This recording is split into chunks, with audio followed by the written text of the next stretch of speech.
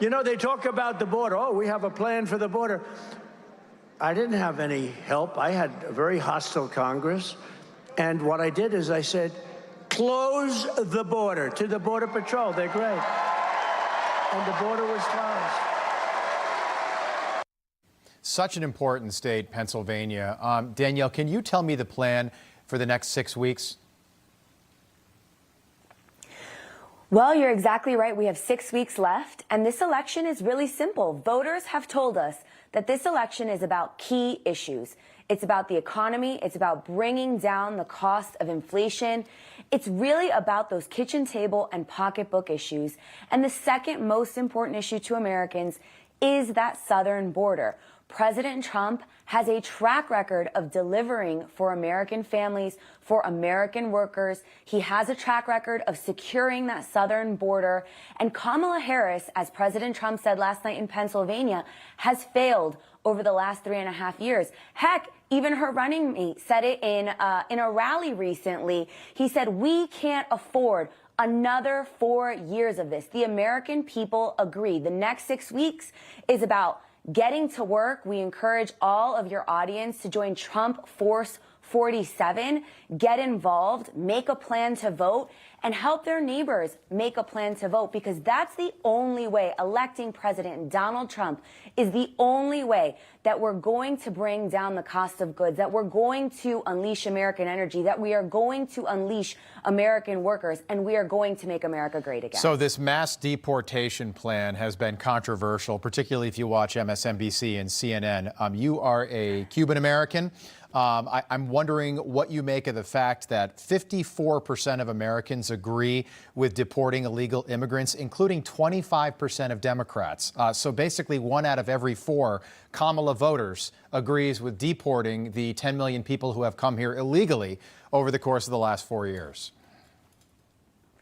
And let's not forget the 58% of independents is a popular plan.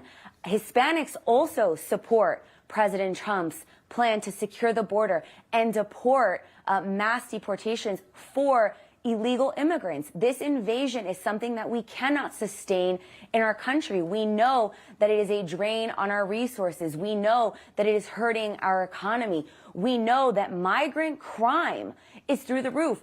It is such a key issue that Kamala Harris is being forced to go back to the border. Her campaign is talking about her making another visit to the border because it is such an important issue that is top of mind to American voters. Now, here's what I say. It won't make a difference for her. All she has to offer is word salad. All she has to offer is empty promises. She doesn't have a plan to secure the border. She doesn't have the leadership, the strength to stand up to our enemies on a global stage. She doesn't have the plans to bring down inflation, to restore our economy. She is an absolute failure. She is weak, and she is dangerously liberal. Can I just ask your opinion on something? So Kamala Harris became vice president January 20th, 2021. And this is somebody that was a senator out in California. Her prospects politically seemingly bright as vice president under the oldest president in American history, Joe Biden. Since she became vice president, and this is according to Axios, 92% of her staff has left her. And you know, if you are a political creature, you try to hitch your cart to a horse that's going to make it all the way to the finish line, and that's the White House. What does it tell you that over the course of the last less than 4 years, 92% of people that work for Kamala Harris couldn't bear working for someone who might be president one day, to the point where they left her and no longer work for her?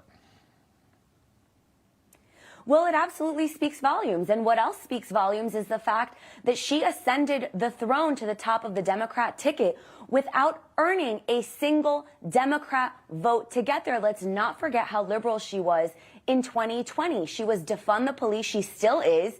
She was abolishing ICE. She still is.